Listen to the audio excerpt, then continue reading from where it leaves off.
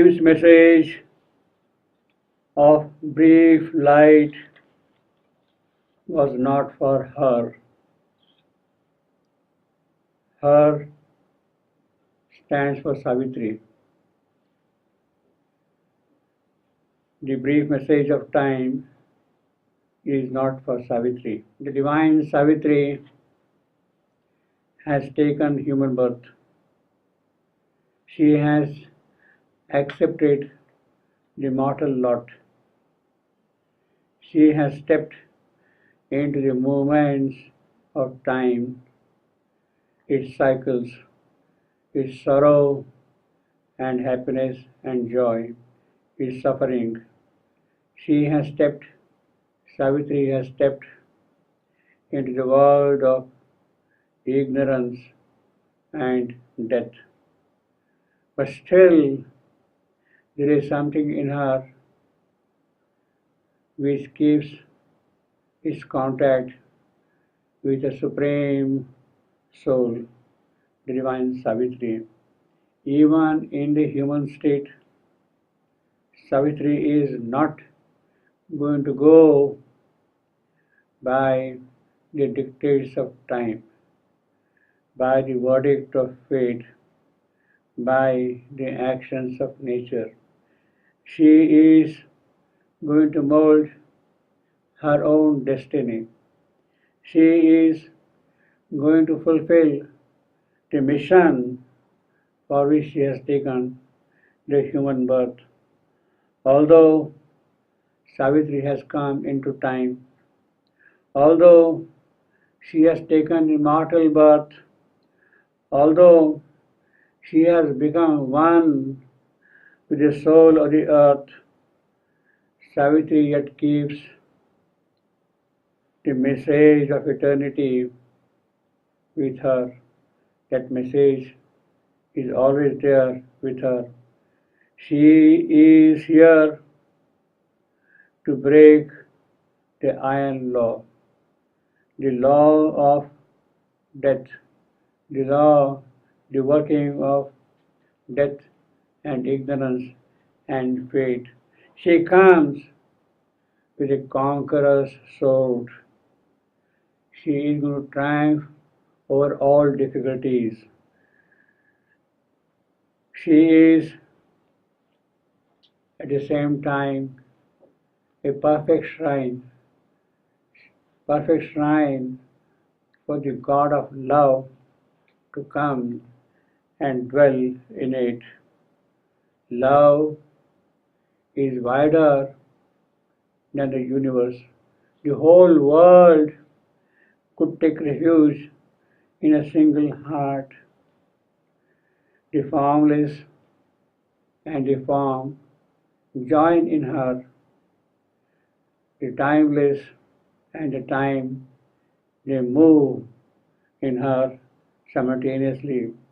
She alone has the power to change the dragon base on which the present creation is founded. She has the power to change the dragon base. Alone, she is equal to her mighty task.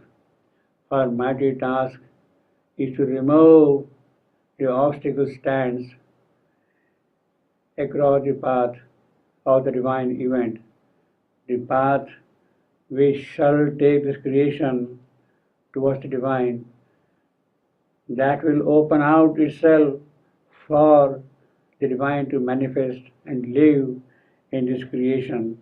She is here for that purpose, and whatever is going to happen through her will be for that purpose. In order to achieve that, she has the God-given mind. She carries in her soul the future of the world. The future of the world is residing in her soul. In that sense, she has also a kind of responsibility to see that she arises to its occasion. Her conscious will is one with the will of the Supreme Himself. She has identified her will with the will of the Supreme, and it is that conscious will of hers that she is here to take the world on the path of the divine. She is the golden bridge linking this world with that which should be here, which has to be here. She is the golden bridge between spirit and matter. The dichotomy, the division which is there between the gross inconscient matter and the luminous spirit, that has to get resolved. And Savitri is here to resolve that dichotomy, to remove that dichotomy between earth and heaven. She has to establish a link. She has to create a passage for the two-way traffic of earth moving towards heaven, heaven pouring its possibilities into the soul of the earth. She is here charged with the work of her Supreme Self. She has come with that demand, with that command, with that adesh, with that mission. The divine consciousness force, it is that which is working in her. She is charged with that. It is her perfection that alone can give to this world the possibility of the divine manifestation. She is at once the continent of self-diffusing peace and an ocean of untrumbling virgin fire. In her, the unknown and the unseen become visible and audible. Eternity looks on time through her eyes. Death, yes, death, but her spirit is equal to the power of death. It can conquer death. She is immortal in her immortality. She is immortal in her even mortal shape. She proclaims it to death that she is equal made. She shall shape the life divine in immortal forms here on earth.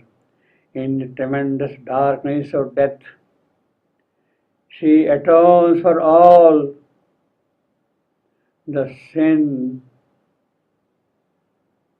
which separated the creation from the divine.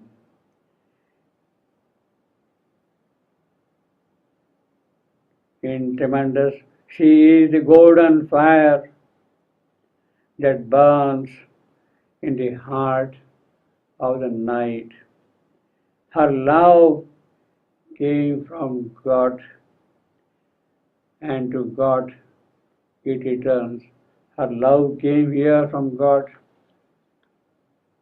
that it becomes available to all who are there around her for the creature of the earth. It is that she shall, it is on that love, she shall build heaven on earth. She answers with truth what death denies here, which is falsehood. The possibility of the divine is what death does not admit. but it is Savitri who answers it with the power of the truth which is there in her soul. Our beings are to be made in God's image. The earth must become equal to heaven. The life on earth must be the divine life, the life divine here. Savitri has to conquer all the obstacles. She does it. And then finally, she hails Death himself. She tells Death that he had been a good instrument of her work in this creation until now. But now that part of his is over. Yet there is a certain role for Death yet to play, and she says that it is that role Death must play now, play in the will of Savitri. She is the cause of all this change. What the great rishis, the sages and the hermitages felt as a great spiritual change, a tremendous change in the surroundings, what they felt in the spiritual ambience. It is she who is the cause of all that change. And Savitri tells them to feel love and oneness is to live. She says that she has come here to feel love, to feel oneness in that love with everybody. It is for that purpose she has come here. That is the message she has brought. It is not the message of time which is going to bind her at all. It is the message of love, to feel oneness with that love with every being on this earth. Time's message of brief light was not for her, but to feel love and oneness is to live.